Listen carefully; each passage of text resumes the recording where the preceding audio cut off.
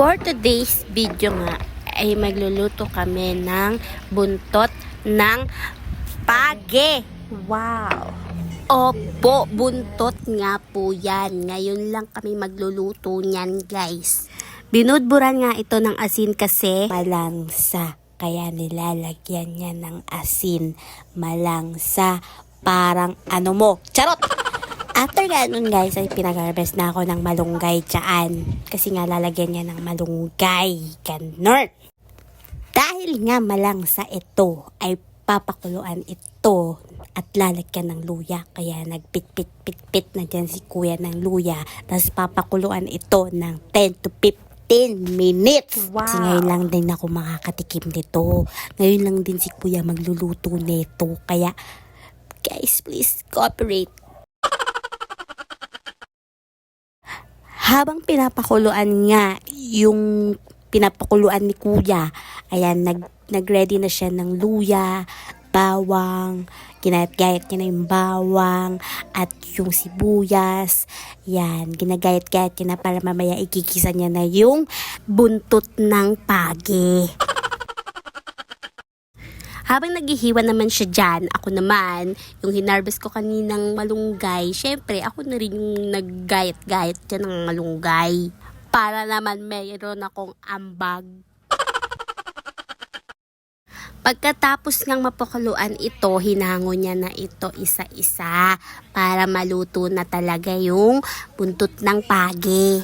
Una nga niyang ginawa is nagpainit na siya ng kawali, nilagyan niya na ng mantika, una niyang nilagay yung bawang, sumunod na dyan yung luya, at pagkatapos yung sibuyas. Pagkalagay niya ng sibuyas, nilagay niya na dyan yung buntot ng page. Nawala naman yung langsa niya. Pagkahalo-halo nga dyan, nilagyan na yan ng ano. What? Ng ano. What? Ang tagal mo naman. Ayan, suka. Lagyan suka. Tapos, paminta. Ayan, para may lasa. Tapos, tubig din para may sabaw. Para may mahigop kaming konting sabaw. After yan, pagkakulo. Siyempre, kumulo.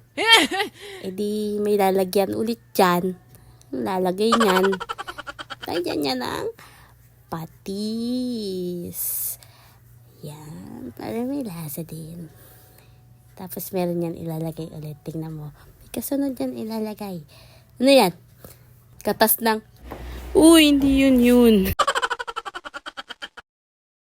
Pagkalagay nga ng gata.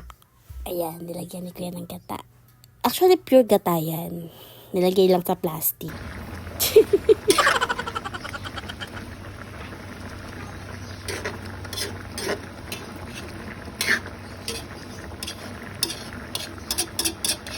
Nilagyan na rin yan ng siling green. Siyempre, lagi naman nilalagyan ng siling green sa mga pagkain. Tapos, sinara ulit ni kuya. Tapos, ilalagay pa yan. Pampalasa, siyempre. Magic sarap. Pagka naman. Tapos, nilagay na rin ni kuya yung hinarvest ko dyan na malunggay. Ayan. Napakasarap. O, diba? Napakadami ko palang na-harvest dyan na malunggay. Diyos me. Tapos, ang dami ko palang na na-harvest na malunggay. So, ang kinalabasan, ginataang malunggay na yan. Tapos, hihintayin na lang yung maluto yung malunggay.